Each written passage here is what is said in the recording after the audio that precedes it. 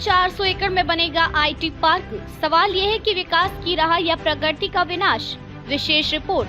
तेलंगाना में 400 एकड़ में बनेगा आईटी पार्क। सवाल उठता है, विकास या विनाश। तेलंगाना सरकार ने हाल ही में एक महत्वपूर्ण निर्णय लिया है, जिसके तहत राज्य के एक क्षेत्र में 400 एकड़ भूमि पर एक विशाल आईटी पार्क विकसित किया जाएगा।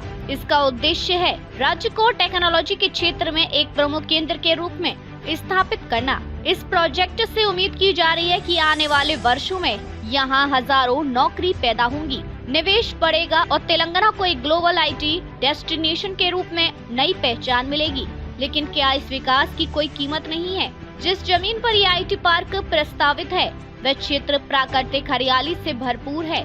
वहां घने पेड़, दुर्लभ वनस्पति और जीव जंतुओं का आवास मौजूद है। पर्यावरणविदों के अनुसार यदि इस परियोजना को इसी स्थान पर क्रियान्वित किया गया तो ये न केवल प्राकृतिक तंत्र को प्रभावित करेगा बल्कि उस क्षेत्र के पारिस्थितिकी संतुलन को भी गंभीर नुकसान पहुंचा सकता है। प्रभावित क्षेत्र, जानिए कौन कौन से मुद्दे हैं सामने। डेफोरेस्टेशन, वनों की कटाई। अनुमान है कि इस परियोजना के चलते हजारों पेड़ों की बलि दी जाएगी। पेड़ जो न केवल ऑक्सीजन देते हैं बल्कि पक्षियों और जानवरों के घर भी हैं। वाइल्ड लाइफ डिस्प्लेसमेंट, वन्य जीव विस्थापन। इस इलाके में कई प्रकार के पक्षी, सांप, कीट और छोटे स्तनधारी जीव रहते हैं।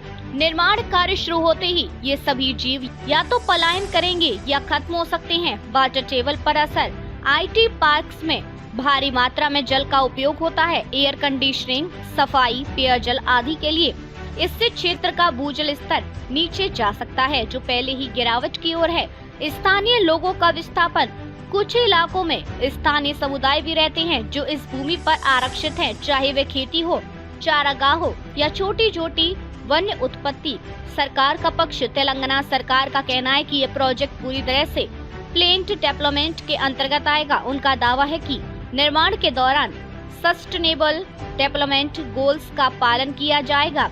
जितने पेड़ काटे जाएंगे उससे अधिक की कंपेंशनरी प्लांटेशन की जाएगी। Rain water harvesting, solar energy, green building technologies जैसी तकनीकों को शामिल किया जाएगा।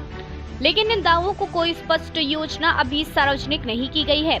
पर्यावरणविदों की राय। पर्यावरण संरक्षण से जुड़ी संस्थाएं इस प्रोजेक्ट को लेकर सवाल उठा रही हैं। उनका कहना है कि यदि सरकार विकास चाहती है तो ऐसे क्षेत्रों को चुना जाना चाहिए जहां पर्यावरणीय नुकसान ना हो।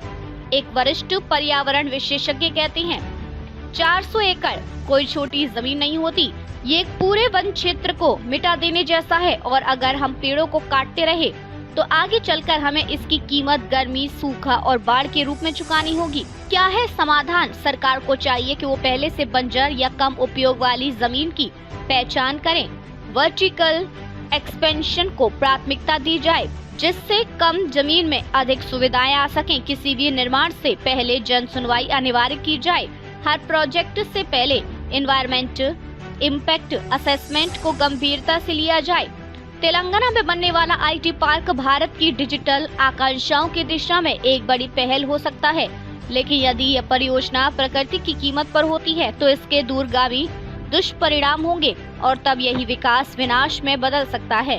विकास की आवश्यकता से कोई इनकार नहीं कर सकता, लेकिन विकास ऐसा हो जो टिकाऊ हो, जिसमें प्रकृति और प्रौद्योगिकी दोनों का संतुलन बना रहे।